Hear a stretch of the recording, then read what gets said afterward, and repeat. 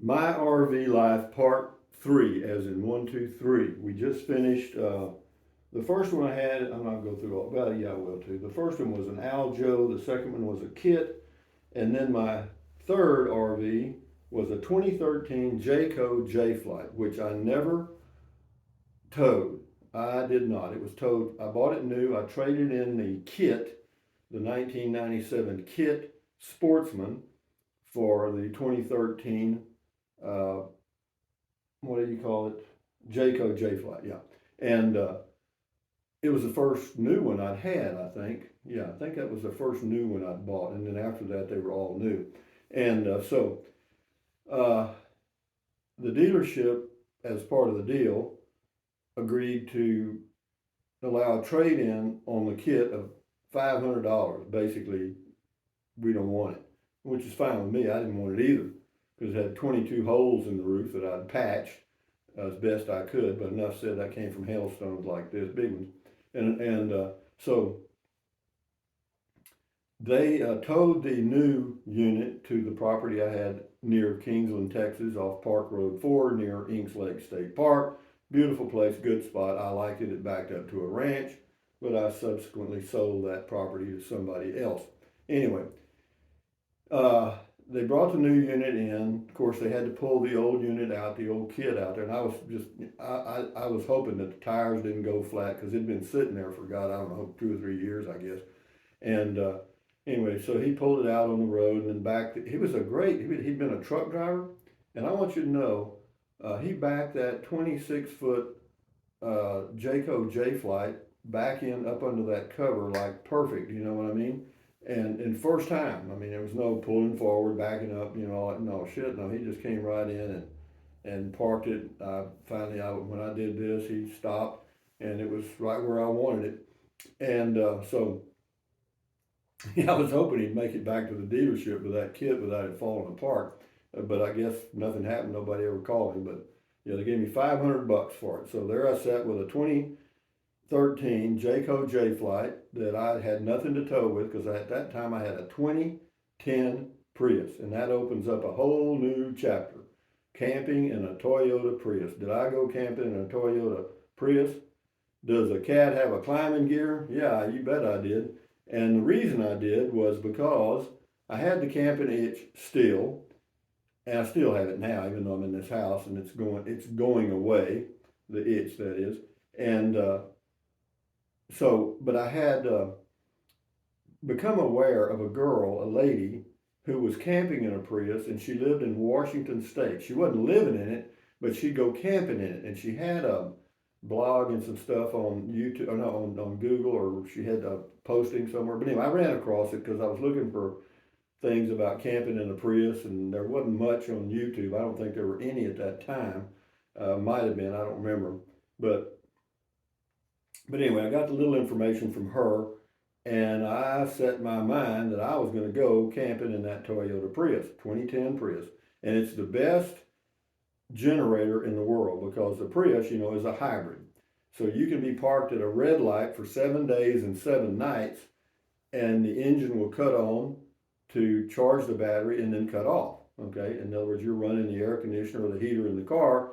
The battery never goes dead because the engine will cut on at a certain level and charge the battery back up. And because it's the engine of the car that's charging the battery, it's quiet. I mean, it's extremely quiet. I mean, it's the quietest generator ever made. And so anyway, that's the generator stuff.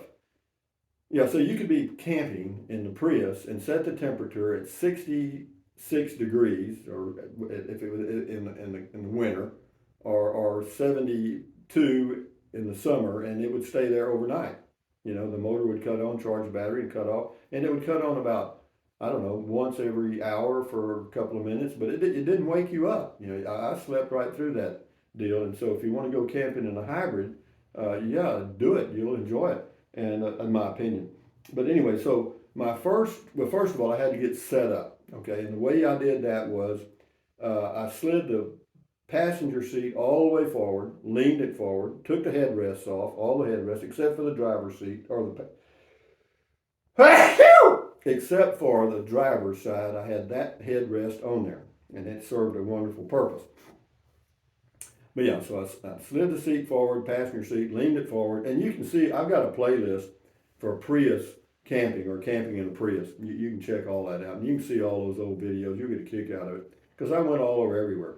And but anyway, for 5 years, I would go months at a time and live in the Prius. I thought that was neat, and it was.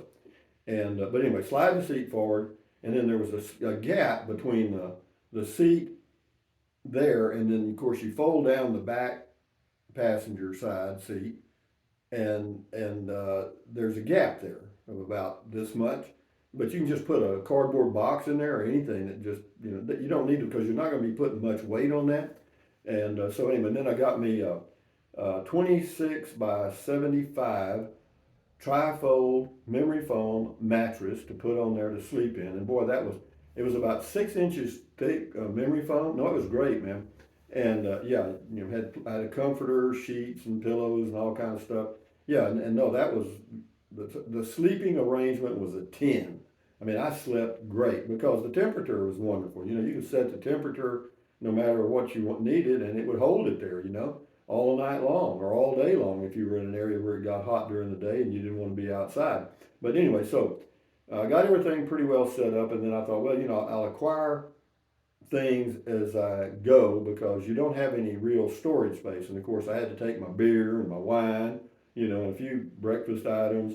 And in the Prius, at the back, underneath that flat area, you can lift this thing up, and you got a storage area about this deep and about as wide as the car, and about like this. It would hold plenty of canned goods and cereals and snacks and all kind of crap. So you could put a lot of food items in there, but you didn't need to because it's not like you were going out on the frontier where there was no food available because you were always passing grocery stores and Walmarts and crap.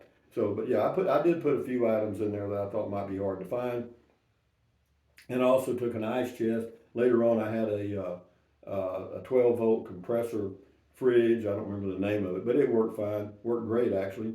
Hardly used any power at all.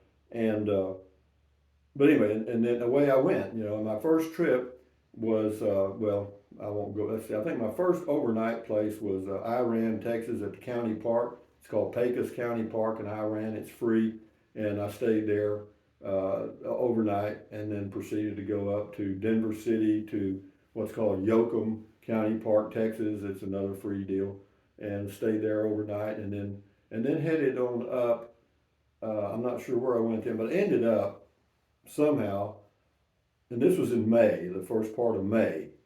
I don't know what year, but it was still pretty cool in the elevations, and so I ended up in Crestone, Colorado. There's a national forest there, elevation around 9,000 feet, I think. And yeah, it was, $2 or $3 a night for dispersed camping. And I thought, I'd stay there a few days. Well, anyway, the first night, I mean, my rule is as a camper, if I can, I usually just pay for one night at a time because I found out that sometimes one night I find out I don't want to be there. And so, if you pay for a week at a time, you're screwed. And so, or you've lost some money. So anyway, the first night I was there, it was cold, man. I mean, it was cold. The temperature that night got down to about 19, and it snowed. Yeah, no shit, man. There I am in my Toyota Prius, probably my fourth or fifth night camping in the Prius, and you can't even see out the window, you know what I mean? It's snow stacked up on the windows all the way around. Of course, I had the temperature set at 66 degrees on the inside. I eventually turned it down to 62, and I slept very good. At least I was warm, and the side I had wasn't very level, so I had to put some big rocks under the right front tire to kind of get it reasonably level, and it worked out great as far as that went. And I had me a little cooker, one of those little butane, propane things. You get the bottles and you set the little thing, the cooker on top.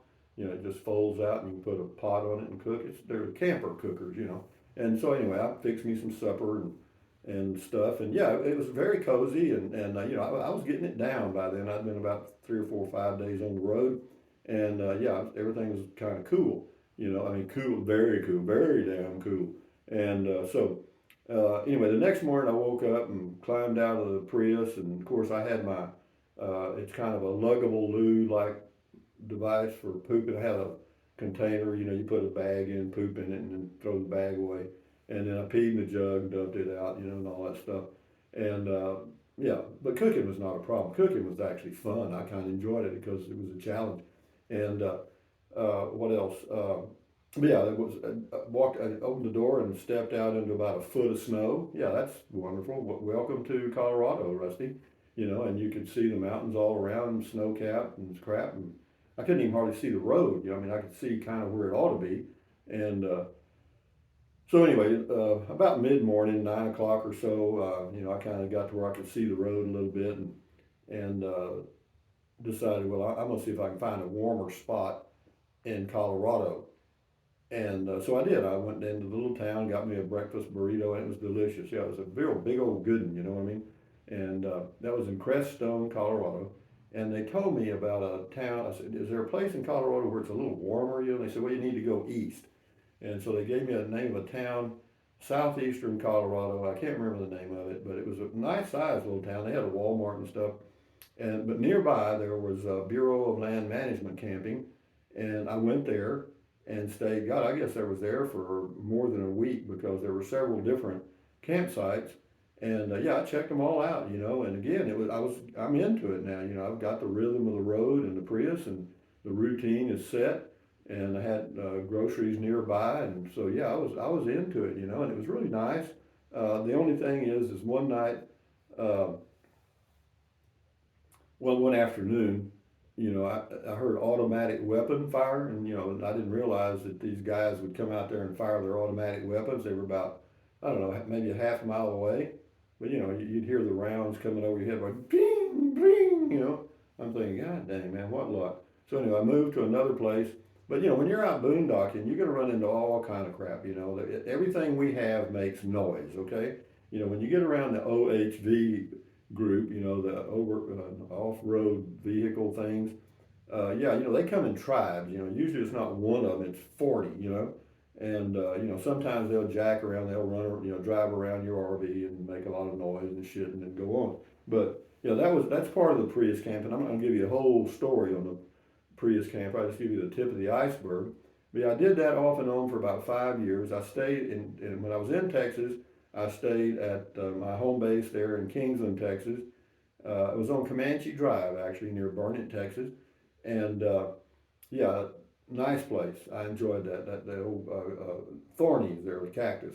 And but yeah, I just, whenever I got the urge, I just go hop in the Prius and go. I just, the mattress was in the car.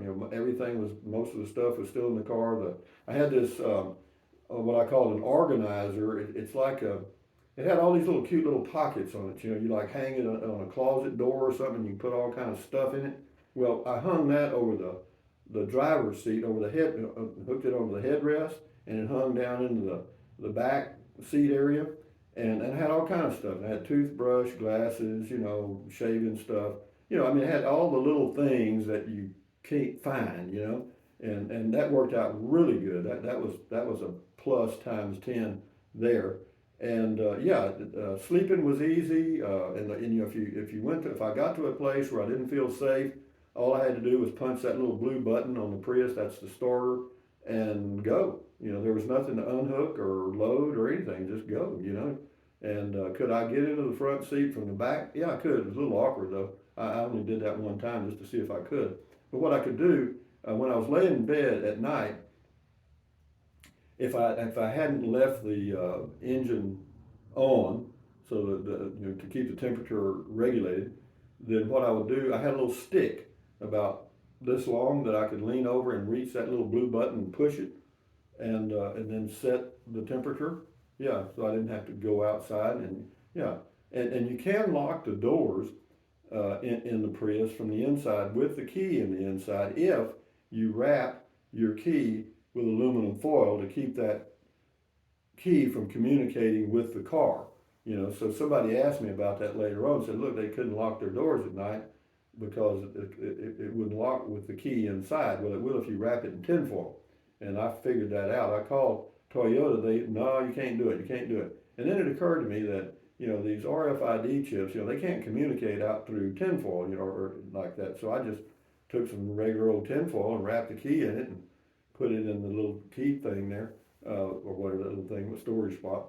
And yeah, it worked fine. It locked the doors right up. But anyway, the great thing about the Prius, God Almighty, you're getting 50 miles a gallon. That's one, and you can go anywhere. It's just a little old bitty car. And then I stayed at Walmart places and a few truck stops. Not many. I didn't like that too much.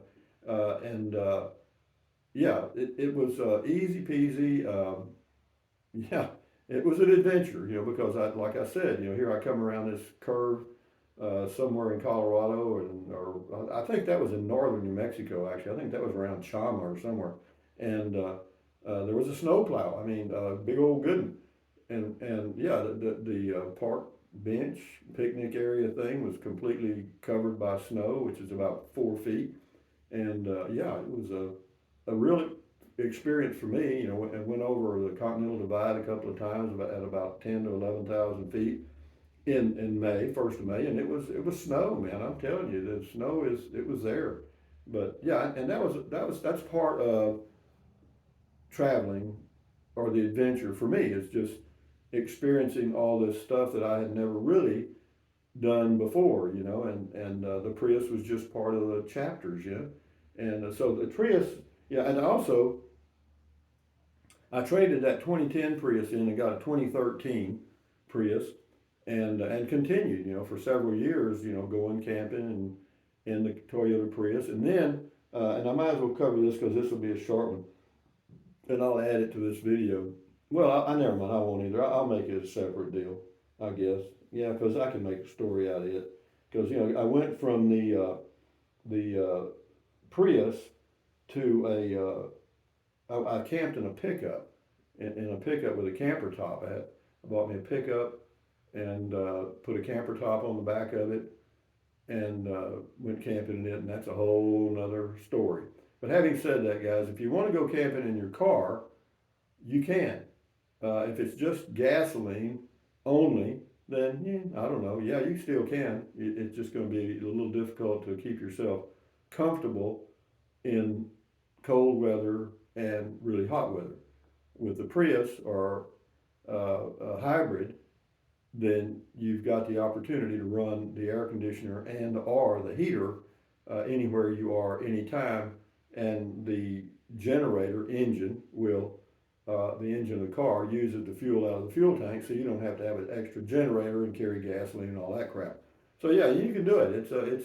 Could you live in it for extended periods of time? Yeah, you could.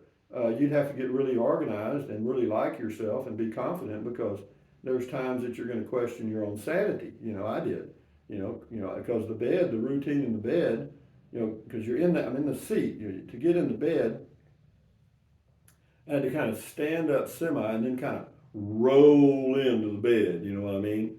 Kind of roll on it. And then at night, if I had to get up and pee in the jug, you had to roll out. You know what I mean, and get in position. So yeah, there's all kind of little nuances that you don't think of till you're in that situation. So, but having said that, guys, this is part 3, I guess, of how many, I'm not sure.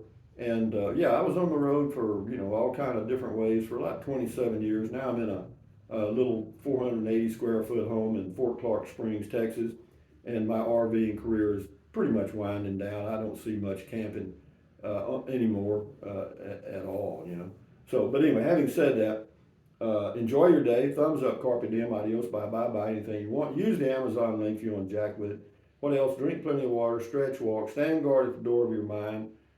Accentuate the positive. You know what I mean? Eliminate the negative. It's simple stuff, but it helps. So yeah, and if you're an RVer, have you an exit strategy, because at some point, you're going to be too old to really enjoy it. But you're going to want to find a place where things are predictable all the time, even if you park your RV in an RV park somewhere. But anyway, adios amigos. Enjoy your life. Bye bye.